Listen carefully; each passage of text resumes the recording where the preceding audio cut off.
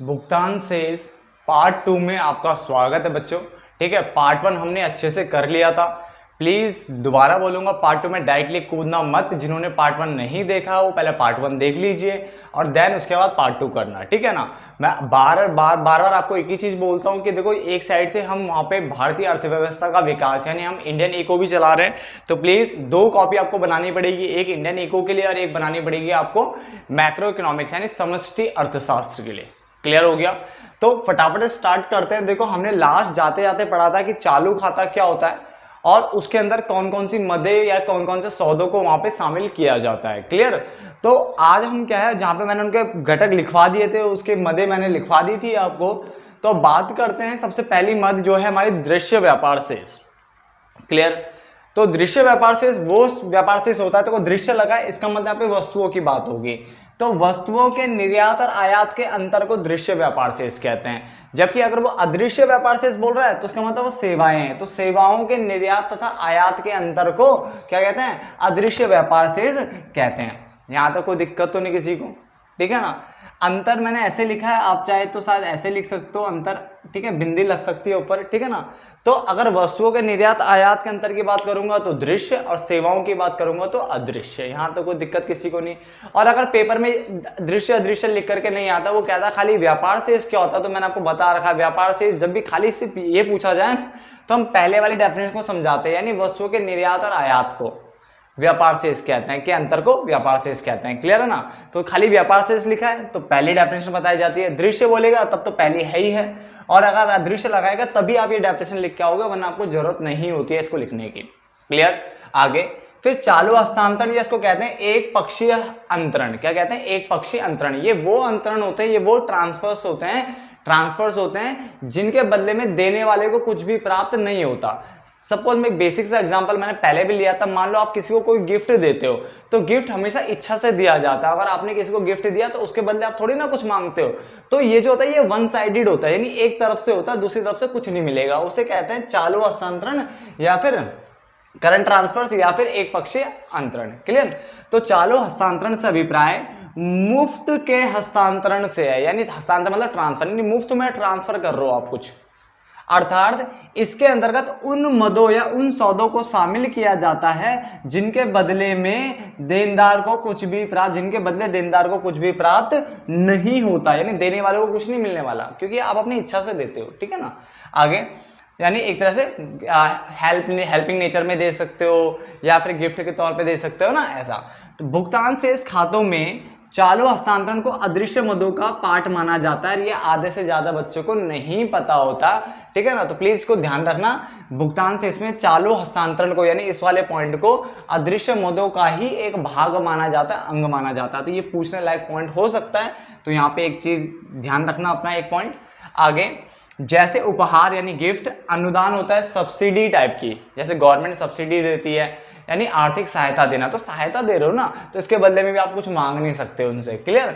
आगे विदेशों में बसे निवासियों द्वारा, यानी जो बाहर देश में हमारे यहाँ के जो लोग हैं वो वहाँ काम कर रहे हैं और फिर वहां से घरेलू अर्थव्यवस्था मतलब हमारे यहाँ क्या भेज रहे हैं? मुद्रा भेज रहे हैं। अब मान के चलो आपके चाचा जी का लड़का या मान लो आपका भाई, ठीक है, या आपकी बहन बाहर विदेश में काम करती है और वहां से पैसा कमा करके आपको बेचती है, तो क्या आप उसके बदले उसको कुछ दोगे? नहीं ना, ये तो प्यार मोहब्बत इन सब में दिया गया पैसा है, ठीक है। या फिर बाहर कोई काम कर रहा हो पैसा भेज रहा है, तो हम बोलते हैं कि एक तरह से अब इसके बदले भी आपको कुछ देने की जरूरत नहीं है। बट अगर मान लो इसके बदले अगर आपको कुछ देना पड़ रहा है तो फिर वो चालू हस्तांतरण कभी हो ही नहीं सकता। क्लियर है ना। क्योंकि क्या हो क्या रहा है, क्योंकि हमने पढ़ा है कि जिसके बदले में देनदार को कुछ भी प्राप्त नहीं होगा। क्लियर है ना। तो हम इसकी बात कर रहे हैं अभी, यहां तो कोई दिक्कत नहीं। आगे पूंजी खाते की बात करते हैं। मैंने कहा पूंजी खाता वह खाता है, देखो चालू खाता हमने खत्म कर लिया प्रॉपर, काफी कुछ हद तक खत्म हो चुका है चैप्टर, ठीक है ना।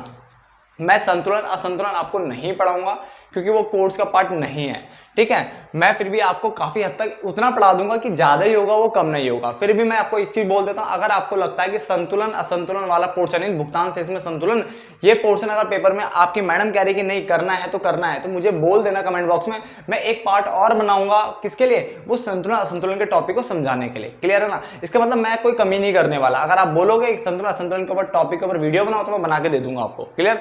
बाकी जितना कोर्स में आ रहा है मैं उससे ज्यादा ही आपको करा दूंगा यहाँ पे, कम तो एटलीस्ट नहीं होना चाहिए मेरी तरफ से, ठीक है ना। बट अगर कोई चीज़ छूट जाती है तो आप मुझे बता सकते हो, क्योंकि आपका भी ध्यान, अगर आप भी ध्यान रखोगे तो ज़्यादा बढ़िया है, ठीक है ना। क्योंकि काफ़ी सारे वो चल रहे हैं साथ में, आपको पता है, देखो CA की क्लासेस चल रही है, मैथ की क्लासेस आपकी अपलोड हो रही है, मैक्रो माइक्रो हिंदी भी और इंग्लिश में भी इनका अपलोड चल रहा है, ठीक है ना।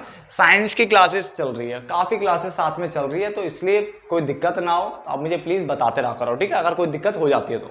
आगे पूंजी खाते की बात करें तो पूंजी खाता वह खाता है, यानी कैपिटल अकाउंट्स की बात कर रहे हैं, तो कैपिटल अकाउंट वो अकाउंट होता है जिनमें उन सभी सौदों या उन सभी मदों को रखा जाता है जो एक देश के निवासियों यानी रेजिडेंट्स, ठीक है, के और उनकी सरकार की परिसंपत्तियों तथा देनदारियों की स्थितियों में परिवर्तन लाते हैं। बात को समझते हैं। पूंजी खाता वह खाता है जो उन सभी सौदों या मदों की बात करता है जो एक देश के निवासी यानी रेजिडेंट और उनके सरकार, ठीक है, ये निवासी और जो सरकार है ना, उनके परिसंपत्ति और देनदारियों में क्या दिखाएगा, परिवर्तन को दिखाएगा। देनदारी मतलब होता है लायबिलिटी, ठीक है, लायबिलिटीज की बात कर रहा है, यानी ये जो मुझे किसी को पे करना है, ये उसकी बात कर रहा है, देनदारियों, ठीक है, यानी जो मुझे आगे जाकर के पे करना है। और परिसंपत्ति होती है जो मेरे पास संपत्ति है, यानी एसेट्स है, जितना मेरे पास संपत्ति पड़ी हुई है उसकी बात कर रहा हूं। तो यहाँ पे ये एसेट्स है, ये लायबिलिटीज है, ये देनी है, इनसे आपको कोई ना कोई बेनिफिट मिलेगा। क्लियर।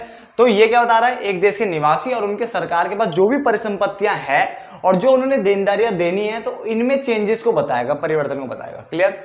पूंजी खाते के लेन देनों के कारण भावी दावे उत्पन्न होते हैं। भावी मतलब होता है, ये भावी नहीं है, ये भावी है। भावी मतलब होता है भविष्य से संबंधित दावे क्या होते हैं, उत्पन्न होते हैं। तो यहां पे याद रखना, पूंजी खाते के कारण, जो के कारण या पूंजी खाते में जो लेन देन होते हैं उससे भावी दावे उत्पन्न होते हैं। क्योंकि देखो देनदारी यानी मुझे किसी को पे करना है तो फ्यूचर में पे करना है ना, उसकी बात कर रहा है। परिसंपत्ति से बेनिफिट मिलता है, कौन सा बेनिफिट मिलता है, फ्यूचर में जो बेनिफिट है, कोई इनकम आनी है, कुछ आनी है, तो वो सब यही परिसंपत्ति, तो सब फ्यूचर से रिलेटेड बात करेगा, भावी। क्लियर है ना। चलो यहां तक कोई दिक्कत नहीं। उसके बाद पूंजी खाते के घटक, ठीक है ना। अब इसके घटक दो ही है, एक तो विदेशी निवेश, एक ऋण। विदेशी निवेश तो इतना इंपॉर्टेंट है कि आपका पीछे ना तो क्या नाम है, MA लेवल तक नहीं छोड़ेगा ये पोर्शन, ठीक है ना। तो पूंजी खाते के घटक पढ़ लेते हैं। ये चैप्टर पता है आपको परेशान करता रहेगा, हमेशा हमेशा करेगा, चाहे आप BA BCom कर लो, चाहे MA MCom कर लो, ये चैप्टर आपको छोड़ेगा ही नहीं कहीं भी। क्लियर है। तो ये बहुत इंपॉर्टेंट चैप्टर बन जाता है अपने आप में। तो पूंजी खाते जो है उसके घटक क्या दो है, एक तो विदेशी निवेश है और दूसरा आपके पास क्या है, ऋण। क्या है, ऋण है। यहां तक कोई दिक्कत नहीं। फिर विदेशी निवेश के भी दो है पार्ट, एक तो है विदेशी प्रत्यक्ष निवेश, क्या बच्चा, विदेशी प्रत्यक्ष निवेश, और दूसरा जो है वो है विदेशी पोर्टफोलियो निवेश। क्या है, पोर्टफोलियो, ठीक है, पोर्टफोलियो निवेश। क्लियर है। अब इसको मैंने FPI यानी फॉरेन पोर्टफोलियो इन्वेस्टमेंट बोला, आपको ये शॉर्टकट याद रखना है। इसको मैंने FDI यानी फॉरेन डायरेक्ट इन्वेस्टमेंट बोला, ठीक है। तो प्लीज लिख लो, ये विदेशी प्रत्यक्ष निवेश जो इसका पहला पार्ट है, इसका मतलब होता है FDI, पहले FDI लिखो और इसको लिख सकते हो फॉरेन डायरेक्ट इन्वेस्टमेंट। क्लियर। जबकि ये वाला जो है आपका क्या है, फॉरेन पोर्टफोलियो इन्वेस्टमेंट, ठीक है, PORT पोर्ट, FOLIO फोलियो, ठीक है ना, पोर्टफोलियो इन्वेस्टमेंट। क्लियर। इसको आप चाहे तो FII भी बोल सकते हो, आपके लिए बराबर है, टेंशन मत लो, ठीक है ना। देखो वैसे FII इसमें 98% ये सेम होता है, 2% कहीं ना कहीं इसमें चेंज है, बट कोई बात नहीं, आपके लिए सेम रहेगा। FII बोल सकते हो, जिसका मतलब होता है फॉरेन इंस्टीट्यूशनल इन्वेस्टमेंट। क्या होता है, फॉरेन इंस्टीट्यूशनल, ठीक है, इन्वेस्टमेंट। मैं एक काम करता हूं, उनकी फुल फॉर्म लिख ही देता हूं, ठीक है, आपके लिए भी रुकता हूं, ठीक है ना। और ऋण में आपके कितने, एक तो वाणिज्यिक उधार है, कॉमर्शियल लोन की बात करेगा, दूसरा विदेशी सहायता के रूप में उधार, इनको हिंदी में लिख लो कोई दिक्कत नहीं। तो ये वाणिज्यिक उधार यानी कॉमर्शियल लोन बता देता हूं फिर भी, विदेशी सहायता के रूप में उधार यानी आपका हेल्पिंग नेचर में होगा यहाँ पे, और ये बैंकिंग पूंजी लेन देन है। क्या है, बैंकिंग पूंजी लेन देन। चलो मैं इसके फुल फॉर्म लिख देता हूं आपके सामने, हाँ यहाँ पे लिख देते हैं। एक आपका FDI यानी FORI फॉरेन डायरेक्ट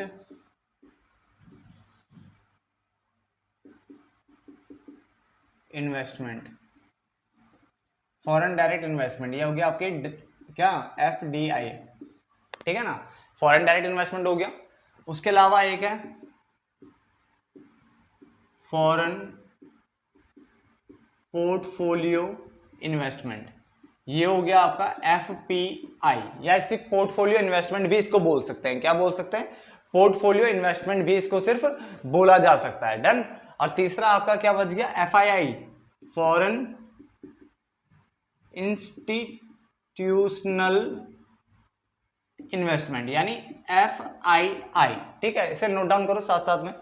ठीक है ना, पहला हो गया आपका FDI यानी फॉरेन डायरेक्ट इन्वेस्टमेंट, दूसरा आपका हो गया पोर्टफोलियो इन्वेस्टमेंट या फिर फॉरेन पोर्टफोलियो इन्वेस्टमेंट, आप दोनों बोल सकते हो उसे।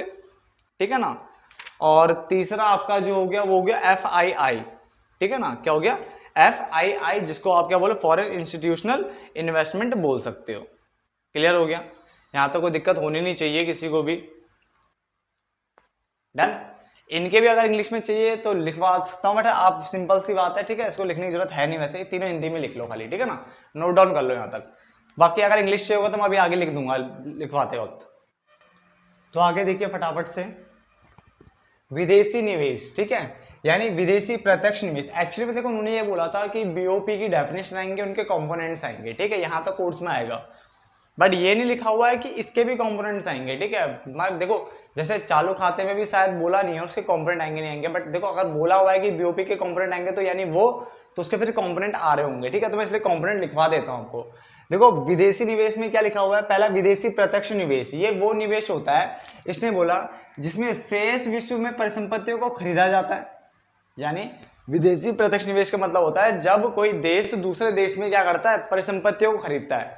जब कोई देश दूसरे देश में परिसंपत्ति यानी कोई एसेट्स एसेट कुछ ना कुछ खरीदेगा और उसके ऊपर उसका क्या होगा? नियंत्रण भी होगा, तो उसे कहते हैं विदेशी प्रत्यक्ष निवेश। मगर पोर्टफोलियो में क्या होता है? इसमें भी शेष विश्व में एक देश दूसरे देश में जाकर परिसंपत्तियां खरीदेगा मगर उसमें नियंत्रण नहीं होगा। क्लियर हो गया? यानी विदेशी प्रत्यक्ष निवेश में क्या हुआ? आपने अगर दूसरे देश में जाकर के परिसंपत्तियां खरीदी और उस पर नियंत्रण हो गया, तो उसे क्या किया हमने?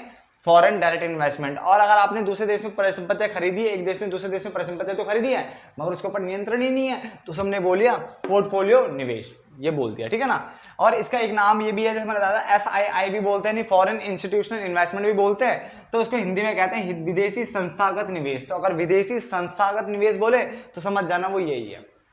क्लियर हो गया? यहां तो कोई दिक्कत तो नहीं किसी को। ठीक है, आगे ऋण की बात करते हैं। देखो ऋण में मैंने 3 पॉइंट लिखवाए थे पीछे। एक काम करो, बैंकिंग पूंजी लेन देन वहां से हटा दो, उसके 2 ही पॉइंट रहने दो, ये 2 पॉइंट्स करते हैं। तो क्या मैं उस पॉइंट को नहीं करवाऊंगा? उसको करवाता हूं मैं, अदर कंपोनेंट करके मैं 3 पॉइंट और करवाऊंगा, उसके अंदर डाल देंगे उसको। तो निवेश के अंदर 2 हो गए, ये वाले 2 निवेश, विदेशी निवेश के अंदर 2। ठीक है, ऋण के अंदर भी 2 पॉइंट करवा दिए। ठीक है ना, और जो बाकी बचा वो तीसरा ना, वो एक और बनाता हूं, अदर कंपोनेंट, यानी अन्य जो है मदे, अन्य मदे करके एक हेडिंग और बना लो ऊपर। जो पीछे बनाया था ना, पहला विदेशी मदे बनाया था, दूसरा ऋण, तीसरा अन्य मदे कर दो। अन्य मदे या सौदे ऑब्लिक सौदे। ऋण के अंदर वो जो निवेश के अंदर ये दोनों नाम आ गए, ऋण के अंदर भी 2 डाल दो, ये वाले 2, और बाकी अन्य अभी बताता हूं कौन कौन से डालना। मैं तीन पढ़ाता हूं उसके अंदर। ठीक है, आपको आज वाणिज्यिक उधार पढ़ लेते हैं पहले। वाणिज्यिक उधार क्या होता है? इसको मत कहते हैं हम कॉमर्शियल बोरोविंग्स। क्या कहते हैं? Commercial borrowings. याद रखना, ये वाणिज्यिक उधार करके भी आ सकता है क्वेश्चन में, या फिर बाहरी या बाह्य, ठीक है, नहीं बाहर की, एक्सटर्नल। ठीक है ना, तो बाहरी या बाह्य लिख के भी आ सकता है कि बाहरी वाणिज्यिक उधार क्या होता है या बाह्य वाणिज्यिक उधार क्या होता है, जिसको हम कहते हैं कॉमर्शियल बोरोविंग। और अगर भारी लग जाएगा तो बोलेंगे एक्सटर्नल कॉमर्शियल बोरोविंग। क्या बोलेंगे? External commercial borrowing. तो बाहरी वर्ड लग सकता है। ठीक है ना, चलो। तो वाणिज्यिक उधार से अभिप्राय किसी देश द्वारा, यानी कोई भी एक देश मान लो, अगर वो अंतरराष्ट्रीय इंटरनेशनल मनी मार्केट में, यानी अंतरराष्ट्रीय मुद्रा बाजार में क्या कर रहा है? उधार ले रहा है। तो वाणिज्यिक उधार से अभिप्राय कोई देश अगर अंतरराष्ट्रीय मुद्रा बाजार से उधार ले रहा है और उसको ये जो लोन देते हैं ना, बिना किसी छूट के, क्या लिखा है इसमें? बिना किसी छूट के ब्याज की दर को शामिल किया जाता नहीं। जिसमें इंटरेस्ट रेट होगा ना, मान लो कि मार्केट में चल रहा 12%, तो आपको 12% पे ही इसमें क्या मिलेगा? उधार मिलेगा। इसमें कोई छूट नहीं मिलेगी। इसका मतलब आपको 10%, 11% या कोई कंसेशन इसमें नहीं मिलेगा, क्योंकि इसमें सिर्फ लिखा है वाणिज्यिक उधार यानी कॉमर्शियल बोरोइंग या एक्सटर्नल। एक्सटर्नल मतलब बाहर से लेने वाला। ठीक है, जिसको हम भाई भी बोल रहा हूँ। ठीक है ना, हो के नीचे से यो आता है। ठीक है, भाई। तो वाणिज्यिक उधार से अभिप्राय किसी देश द्वारा अंतरराष्ट्रीय मुद्रा बाजार से उधार लेने से, और इसमें बिना किसी छूट के, यानी कोई छूट नहीं मिलेगी ब्याज की दर में, शामिल होगी। ठीक है ना, कोई दिक्कत ना।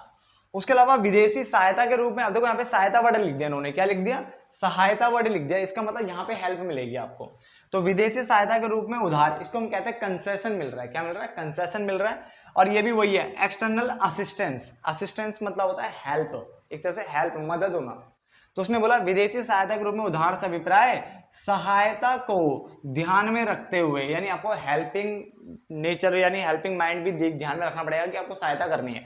सहायता को ध्यान में रखते हुए एक देश जब अंतरराष्ट्रीय मुद्रा बाजार में जाके उधार लेता है तो उसे ब्याज की दर, देखो लिखा है बाजार में प्रचलित ब्याज की दर की तुलना में ब्याज की कम दर को ध्यान में रखा जाता है। इसका मतलब अगर मान लो ब्याज की प्रचलित दर चल रही 12%, मगर उसको जो लोन मिल जाएगा कितने पे, 10% के उधार पे मिल जाएगा, यानी इंटरेस्ट रेट पे मिल जाएगा।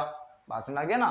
तो यहाँ पे सहायता को ध्यान में रखा जा रहा है, उसमें वहां पे आपने लोन लिया मगर ब्याज की दर में कोई छूट नहीं मिली, यहाँ पे आपने लोन लिया मगर साथ में आपको सहायता को ध्यान में रखते हुए इसका मतलब आपको लोन थोड़े कम दर पे मिल गया। इसका मतलब जो बाजार में जो प्रचलित है, जो चल रही थी प्रिवेलिंग मार्केट रेट, यानी जो करंट मार्केट रेट से, उससे आपको कम में ब्याज के कम दर को ध्यान में रखा जाता है, नहीं इसमें आपको लोन मिल जाएगा इतने पे, 10% पे।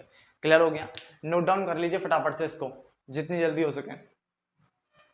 तो पॉइंट देखिए, देखो आपको इस तरह से तीसरा पॉइंट बनाना है, अन्य घटक करके, क्या है अन्य घटक, या फिर पूरा लिख सकते हो पूंजी खाते के अन्य घटक। क्लियर है, ये थर्ड पॉइंट हो जाएगा आपका, क्लियर है ना। और इसमें ये वाला पॉइंट मैंने बैंकिंग पूंजी यहाँ क्या कर दिया, डाल दिया। तो पहला पॉइंट है एनआरआई जमाए, यानी नॉन रेजिडेंट इंडियंस, क्या बोलते थे, नॉन रेजिडेंट इंडियंस, ठीक है ना। तो एनआरआई जमाई होगी पहले, जिसको इंग्लिश में एनआरआई डिपॉजिट बोलते हैं। दूसरा जो आपके पास है वो आपका है बैंकिंग पूंजी। बच्चा क्या है, बैंकिंग पूंजी, जिसको हम क्या बोलते हैं, एनआरआई जमाओं को छोड़कर, यानी ये एनआरआई जमाएं तो आपने यहाँ पे ले ली, तो यहाँ पे नहीं लेना है, इसको याद रखना है। यहाँ पे सिर्फ कौन सा लेनी है, इनको छोड़कर जो बाकी बची ना वो लेनी है आपको। बैंकिंग पूंजी मतलब बैंकिंग कैपिटल आपको यहाँ पे लेना होता है, ठीक है ना। उसके अलावा आपको क्या लेना है, तीसरा अल्पकालिक व्यापार ऋण, ठीक है ना। अल्पकालिक व्यापार ऋण का मतलब होता है शॉर्ट टर्म ट्रेड क्रेडिट, ठीक है ना। क्या होता है, शॉर्ट टर्म ट्रेड क्रेडिट, ठीक है ना। तो यहां तक कोई दिक्कत तो नहीं है। तो पहला पॉइंट क्या हुआ बच्चा आपका, पहला आपका हुआ एनआरआई जमाई, यानी हमारा कौन सा है, नॉन रेजिडेंट इंडियंस, ठीक है। क्या है, नॉन रेजिडेंट इंडियंस, जिसको हम क्या कहते हैं, प्रवासी भारतीय, यानी जो क्या है बाहर बसे हुए हैं, ठीक है ना, प्रवासी भारतीय। तो ये हो गया दूसरा, बैंकिंग पूंजी हो गया, और तीसरा आपका अल्पकालिक व्यापार ऋण हो गया। अब देखो फटाफट से एनआरआई में क्या लिखवाया हुआ है, इसमें लिखवाया मैंने मार्कर ये रहा, इसमें लिखवाया मैंने कि घरेलू अर्थव्यवस्था में एनआरआई द्वारा रखी गई जमा राशियों, यानी एनआरआई ने जो भी पैसा कमाया और यहाँ रखा हुआ है उसको भी पूंजी खाते के घटक के रूप में माना जाता है। तो कभी पेपर में पूछेगा क्या एनआरआई जमाई जो होती है क्या उसको पूंजी खाते का घटक मानना चाहिए, हम बोलेंगे हाँ बिल्कुल मानना चाहिए, ठीक है ना। उसके अलावा बैंकिंग पूंजी की अगर हम बात करते हैं तो बैंकिंग पूंजी में क्या लिखा है, यह वाणिज्यिक बैंकों यानी जो हमारे कॉमर्शियल बैंक्स होते हैं उनके द्वारा आयोजित बोलो या रखी गई, ठीक है, विदेशी परिसंपत्ति को दर्शाता है, यानी जो भी उन्होंने विदेशी परिसंपत्ति अपने पास रखी हुई है, ठीक है ना, उसको हम क्या बोलेंगे, बैंकिंग कैपिटल बोलेंगे। और ये भी हमारा किसका पार्ट होता है, ये भी पूंजी खाते का, ठीक है ना, हमारा पार्ट हो जाएगा। उसके अलावा अल्पकालिक व्यापार ऋण का मतलब होता है शॉर्ट टर्म ट्रेड क्रेडिट, यानी ये तत्काल, आपने क्या तत्काल भुगतान किए बिना, यानी आपने इमीडिएटली कोई पेमेंट नहीं करी, तुरंत कोई पेमेंट नहीं करी, बस आपने क्या किया अंतरराष्ट्रीय बाजार में खरीद के कारण उत्पन्न होता है, यानी यह तत्काल भुगतान किए बिना, यानी आपने इमीडिएट पेमेंट नहीं करी है मगर आपने व्यापार करा है, यानी आपने कोई खरीद किया है ना, तो आपने खरीदा है बेचा समथिंग जो भी है, तो अंतरराष्ट्रीय बाजार में आपने बाजार में खरीद के कारण उत्पन्न होता है ये, ठीक है ना। और आपने इसमें इमीडिएट पेमेंट आपको नहीं करनी है, क्लियर हो गया। और जब आप पेमेंट करोगे, यानी अगर आप पैसा वापस कर रहे हो, दे रहे हो, या बहिर्वाह बोलते हैं इसे, तो आपको नेगेटिव साइन से इसको दिखाना होता है माइनस से। और अगर पैसा आ रहा है तो उसे आप क्या बोलोगे, अंतर्वाह बोलते हैं, नहीं पैसे का आना है, आप लिख सकते हो। जब अगर पैसा आपको मिल रहा है तो आप प्लस दिखाओगे, और अगर जा रहा है तो क्या दिखाओगे, माइनस दिखाओगे, ठीक है। यहां तक आप नोट डाउन करिए फटाफट से एक बार, ठीक है बच्चा। तो आपने उतार लिया होगा, ठीक है ना। ये तीनों पॉइंट आपको करने हैं, ठीक है ना, जितना मैंने बताया आपको तीनों के तीनों पॉइंट ये उसके पॉइंट बन जाएंगे। और मैंने आपको बता दिया इसको हम क्या बोलेंगे बच्चा, नॉन रेजिडेंट इंडियन को क्या बोलेंगे, अभी मैंने बताया था क्या बोलेंगे इसको। आप प्रवासी भारतीय भी बोल सकते हो, क्या बोल सकते हो, प्रवासी भारतीय बोल सकते हो, ठीक है, या अनिवासी भी बोल सकते हो, ठीक है। अनिवासी यानी जो हमारे यहाँ अभी रह नहीं रहे, जो कहाँ रह रहे हैं, बाहर रह रहे हैं, बच्चे कहाँ रह रहे हैं, बाहर रह रहे हैं, ठीक है ना। तो यहां तक कोई दिक्कत नहीं, प्लीज नोट डाउन करिए फटाफट से। फटाफट से नोट डाउन कर लीजिए, प्रवासी भारतीय, ठीक है, बैंकिंग कैपिटल और ये। तो वहां पे जहाँ पे मैंने 2 घटक लिखवाए थे ना, वहाँ 3 कर देना, अन्य लिख देना, और अन्य के अंदर ये 3 पॉइंट आ जाएंगे। क्लियर हो गया? तो अगली क्लास में उस चैप्टर को खत्म करते हैं, बस बच्चे कुछ कुछ छोटा मोटा बचा हुआ है, ठीक है, उसको खत्म कर देते हैं और आपका भुगतान से भी जल्दी खत्म हो ही गया, ठीक है। अब बच्चे 2 चैप्टर बचते हैं आपके इस वाली बुक से, और बाकी जो होगा वहां से तो अभी काफी चैप्टर्स हैं, फटाफट से बढ़ाना पड़ेगा कोर्स को, ठीक है ना। चलो फिर मिलते हैं नेक्स्ट पार्ट में, तब तक के लिए धन्यवाद दोस्तों।